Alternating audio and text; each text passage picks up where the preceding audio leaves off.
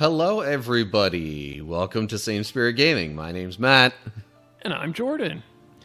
And today we are starting Ori and the Will of the Wisps. We just finished up the Blind Forest. Yeah, kind of unexpectedly. Like, I didn't realize we were at the end, and then it just ended. Part of it, though, I wonder if it was because I, didn't do the proper exploring to get the dash ability.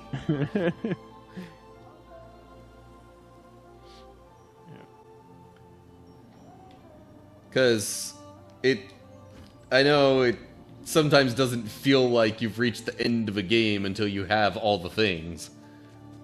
Yeah, exactly.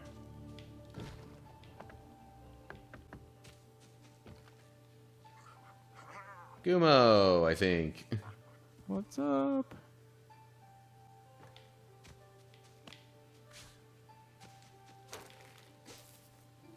Alright, can I climb up the... Nope, I gotta do the whole multi-jump thing again.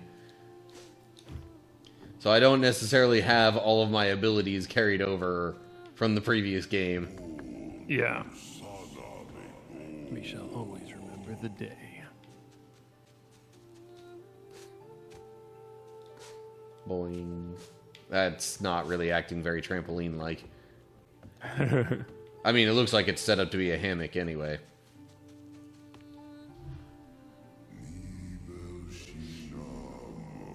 Life King to Nibble. I've been pronouncing it nibble. I don't know if that's... Nibble. That makes more sense. They're like little animals and they nibble. That makes more sense. Maybe it's nibble.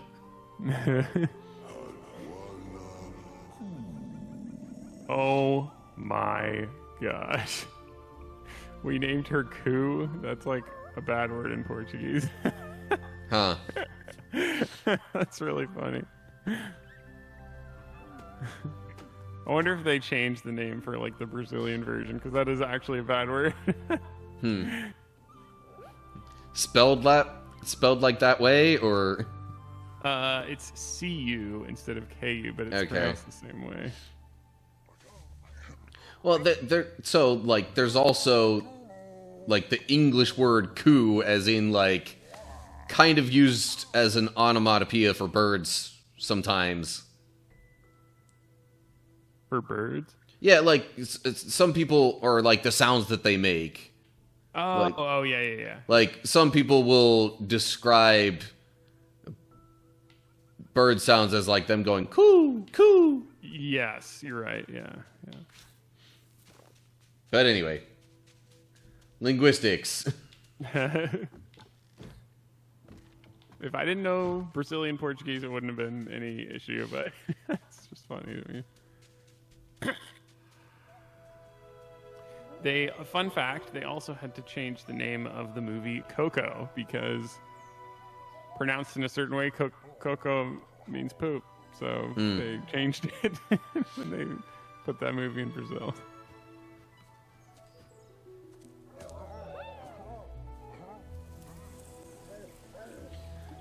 This is nice. They're trying to teach it to fly, I guess. You can fly, little owl.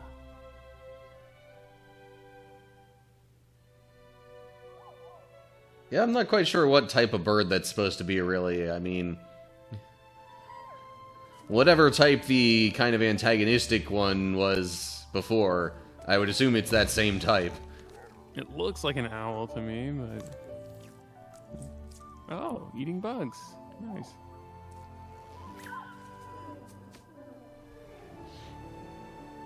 Hakuna Matata. Slimy yet satisfying. I don't know if that's safe for a bird to be in the cold like that. Yeah. But, whatever. We're in a fictional world. I always wonder, what do a lot of animals do in the freezing cold? That's crazy.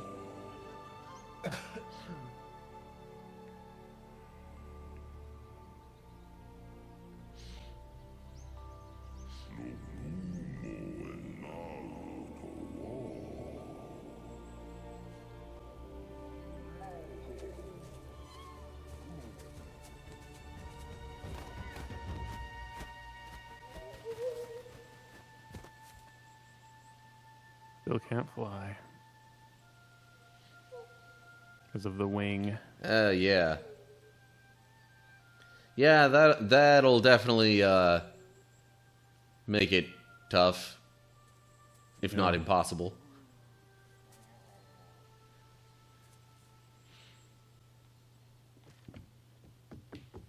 Also, is it just me, or do we seem to be getting a little bit more exposition at the start of this one than we did the first game? Seems like it. The first one also just mixed it in as you play. Like, you'd play a little bit, and then it'd be like, okay, now we're going to do a little exposition. And play a little bit more. Sad owl. It's okay, none of us can fly. Except them. Except those birds.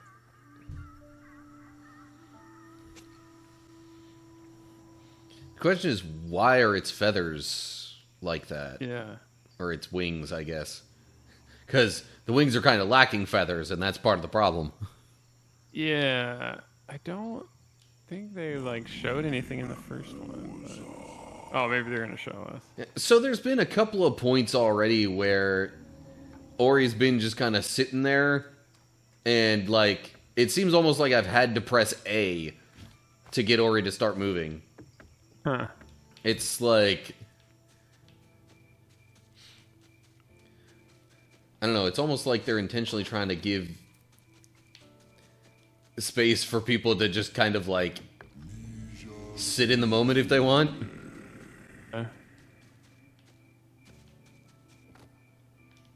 Well, there's final... Well... I'm, like, trying to go up... What? Okay. Did I just need to pull on the rope thing? I don't know.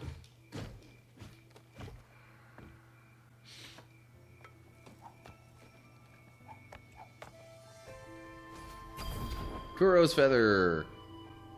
Well, airborne. Yeah, that I can do the whole glide thing right now.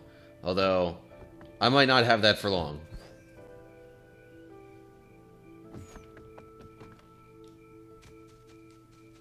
Whee! You're going very fast. That's awesome. Now you're gonna flex in front of the owl. Look what I can do. Oh, now give the feather.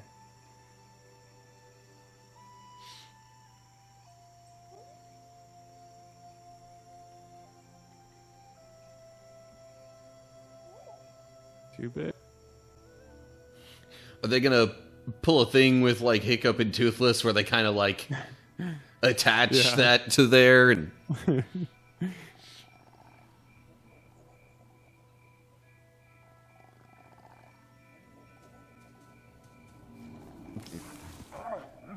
Tickling Gumo.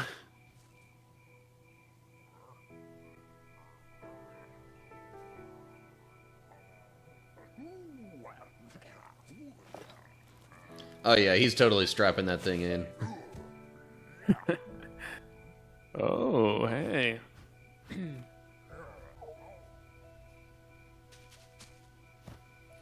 Oh, and now Ori's gonna ride on the back? Heck yes. Oh, this is cool. Together on new wings. Whee! I don't know if I'm actually supposed to do all the gliding right there or not, but yeah. And that it cut to story in that moment. Or automatically doing that. Wow, so, okay, you can really fly. Or the owl can.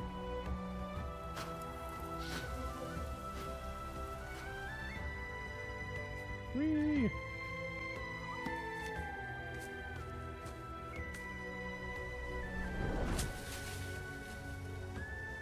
Definitely kind of reminds me of the Avatar world.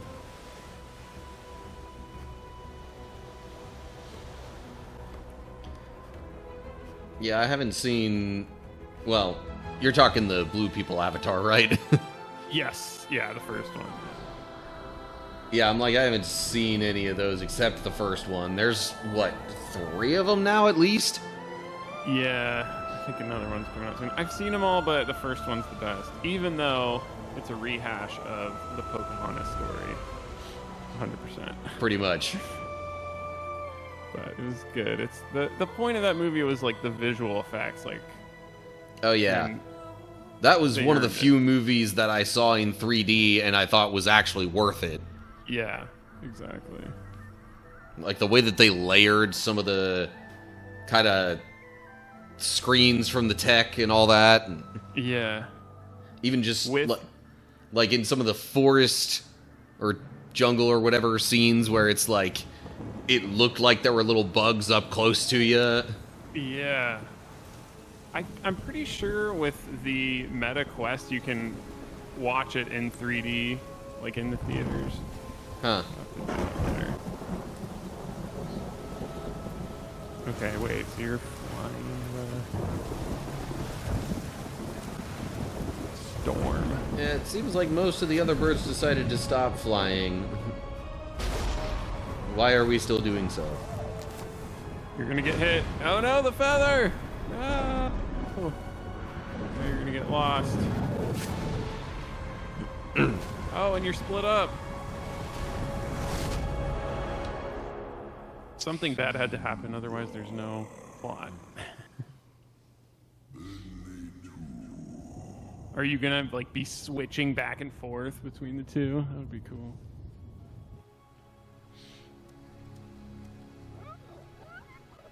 Cats? They look like a cross between a cat and a lemur. Cats, that was another movie that just like broke my brain. Well, yeah, like a lot of people had problems with the newer Cats movie, but like the older stuff a bit less so. I mean, I'm still not going to say that I even liked the old Cats stuff, but at least it didn't seem as weird. Yeah, that newest one, I was like questioning if I was slipped something in my drink or something. Like it was. Yeah, I don't even know how to describe it. Like 15 minutes, you think you've been watching for 3 hours. It was just like this weird. It was so weird. I don't know. And James Corden's in it. Yeah, so crazy. Yeah, James Corden, Taylor Swift, I think. Yeah, that's right. Meryl Streep. Was she? No, wait. What was the other one? I thought not Meryl Streep. Why was I thinking Judi Dench? Yeah, that was it. Judi Dench. You're right. And oh my gosh, what's his name? Magneto. That guy. Can't remember. Ian McKellen? Yeah, isn't he in it? I thought he was in it. Yeah, I guess he is. So you got you picked up some stuff like right off the bat. I don't know if that was abilities or. Well, it was like ability points, but Okay. I don't think I've fully leveled up or anything yet. Don't miss the dash this time. No, I'm kidding.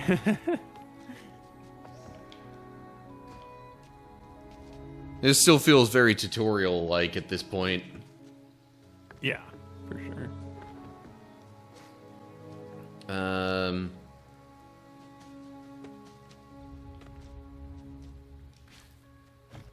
Well, might be a decent time to get into a Bible passage. I don't know how soon we're going to get into any more story stuff, although, well... Wait, why did you run away? Ooh. I have a torch now. And anyway.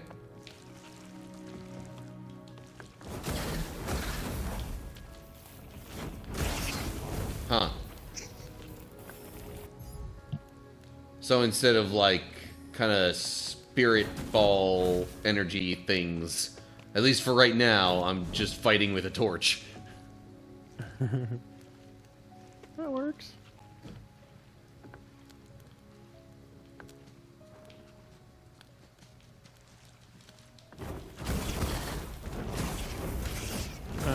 Yeah, so I can get into the passage of the day, which is going to be which one do I want to do first? I'll do John first. Gospel of John, chapter 21, and I'll do 14 through 17. John 21, 14 through 17. Okay, so the context is Jesus has died, risen from the dead, and he is appearing to his disciples. And you also have to remember that Peter... Oh, wait, sorry, we got stories. No, it's... I don't know if this is anything that's a super big deal.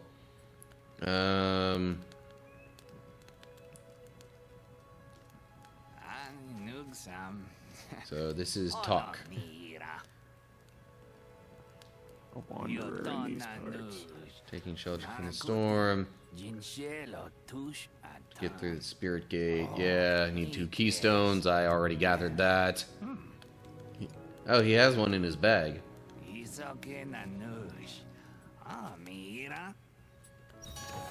Alright. We have a quest to get a keystone. Okay.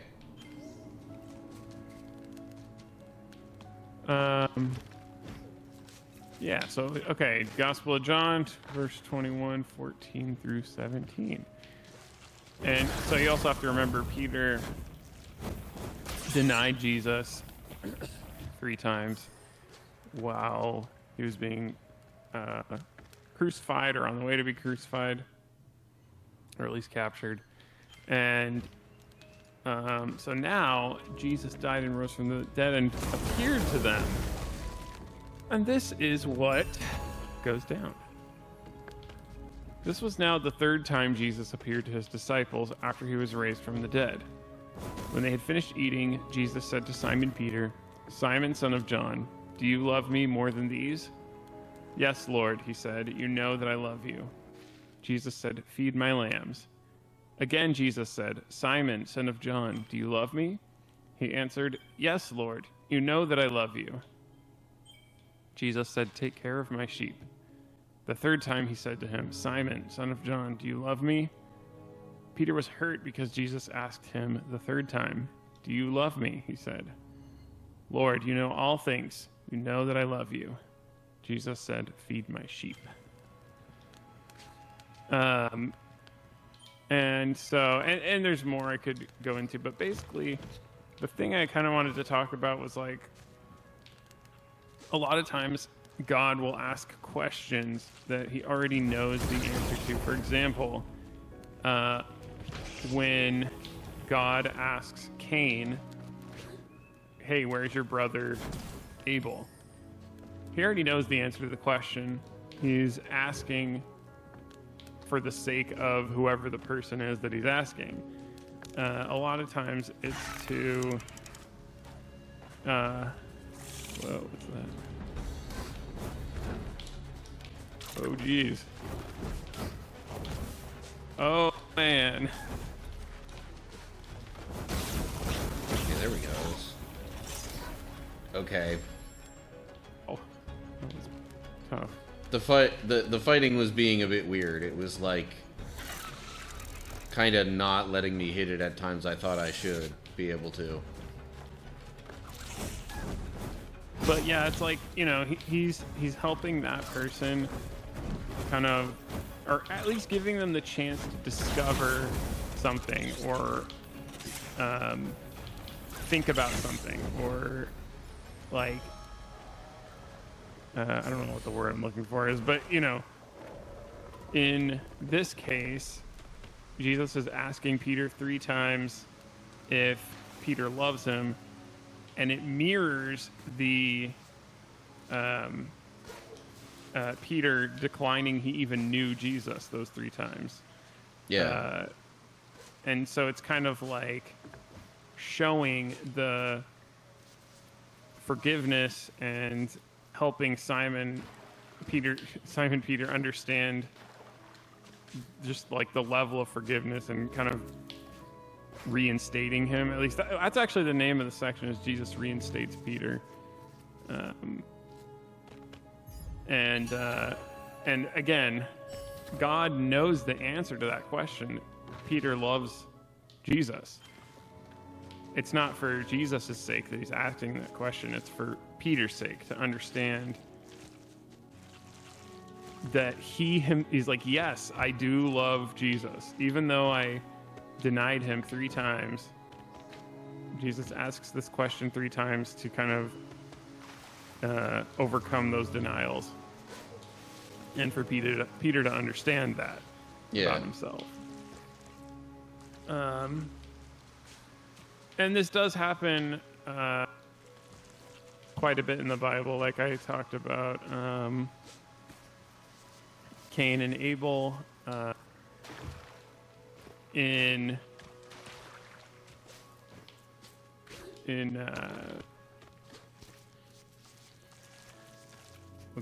Exodus, God asks Moses, what's that in your hand? Obviously, it's a staff, and the whole point is he's going to use something ordinary, a staff, to do something extraordinary. Yeah. There's a lot of situations where it's like the answer's known, but there's a point to it, and kind of taking a second to like analyze and look at why that question was asked is really valuable. And this was just a beautiful moment between Jesus and Peter, so I like to read about it. Now, are you planning on continuing from there in the next video? No, I have a different one. Okay, so then I'll just add that after this, I believe, comes the moment when Jesus actually, like, kind of more officially refers or calls Simon Peter and says that he is, like, the rock on which the church will be built. Yes. So, like, not only does he kind of, use that questioning of Peter to make up for the previous denials, but also, like, he kind of then redeems him even beyond that. Yes. Hey, so, what we just said was kind of wrong a little bit. Jesus actually referred to Simon as Peter quite a bit earlier. He did ask Peter, do you love me 3 times in this part of the Bible in order to sort of make up for Peter's denials. That part was correct. But yeah, the whole calling him Peter in that moment thing didn't happen. Okay, back to the normal video. Yeah, that's a good thing to bring up, yeah. And also, I think it's good because, like, God always kind of figures out ways to make good things happen out of bad situations. Like, Samson's always the example that comes to my head. Like, he was not a good person. He broke a lot of the rules, yet he was used to free the Jews from a horrible situation, and he did a lot of good things in bad ways. And so this is another case where, like, okay, Peter did something really bad, like denying that you know Jesus. That's really bad. That's not good. But showing that level of forgiveness, and like you said, even Peter becoming the rock, like the following in Jesus's footsteps, almost like, I mean, we're all representatives of Jesus, but he's like the key representative after Jesus, ascends into heaven. after doing something like that. So, yeah, just really cool. I love the Gospel of John. It's really good. Yeah, I've unsurprisingly got a couple of memory verses for my men's group from the Book of John. Run away. Ouch.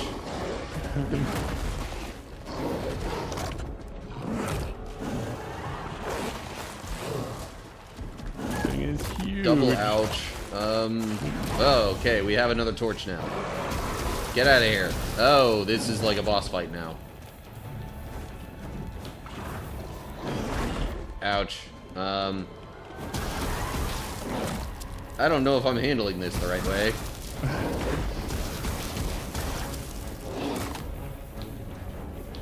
I sure do seem to be getting hit a lot.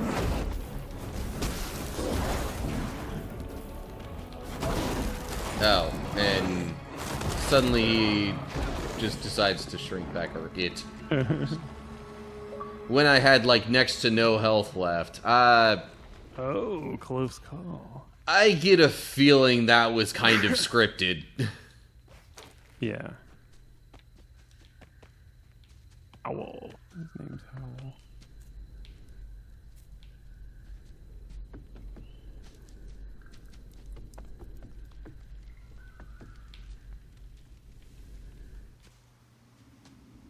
Okay, now where do I go? Howl's Den. That doesn't seem like where I should be going. Not if I want to be safe. And once again, I have no torch.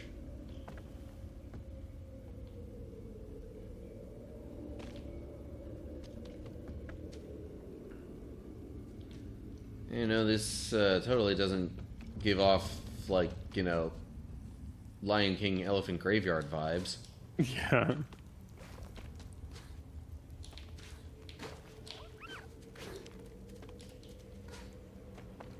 And where do I go? I don't know if I'm supposed to go to the right here or go down here. Oh, hey.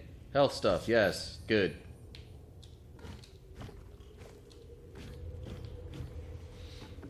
Now maybe I won't die from a single hit.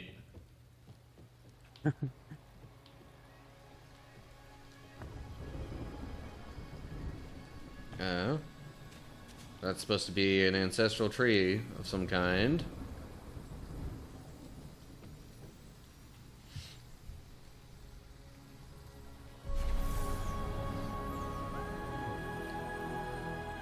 So much light!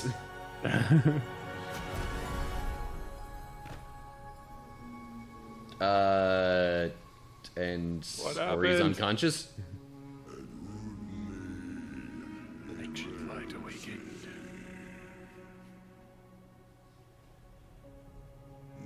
Now you're gonna be the owl. Gumo saw through the night.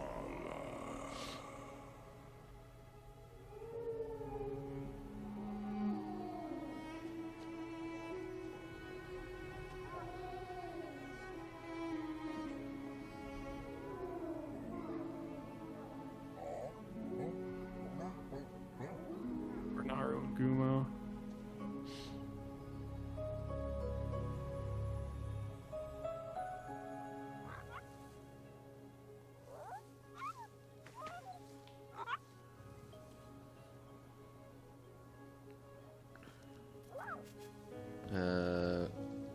Hello, creatures.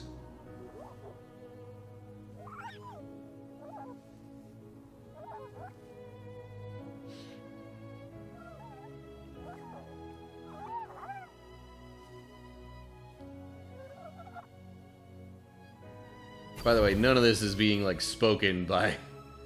Okay. Spirit Edge. You've gained a new ability. Hold left trigger to assign it to X, Y, or B to unleash combo attacks. Well, X was the fight button already so far, so let me just assign that to X.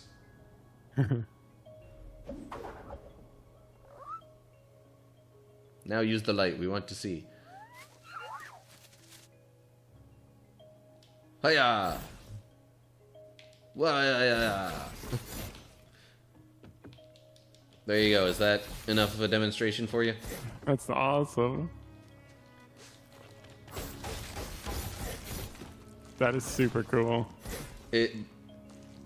I'm not gonna say it looks like a lightsaber exactly, but it looks like a light-based sword. Yeah, that is really cool. I mean, he is like a light being, so Yeah. Makes sense.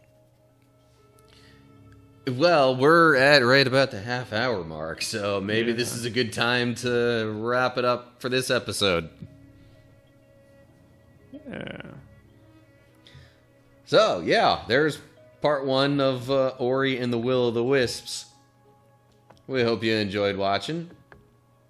Thank you for tuning in either way. For sure, I'm interested. And, yeah, hopefully we'll see you again for another one soon. Make sure you subscribe to the channel so you don't miss it. Yeah. And, yeah. Oh, I can, like, choose a direction for the... Like, if I just point the stick up and attack, it could, like, actually just do a... Anyway. Okay. Enough distractions. Yeah. For now, goodbye, everybody. Goodbye.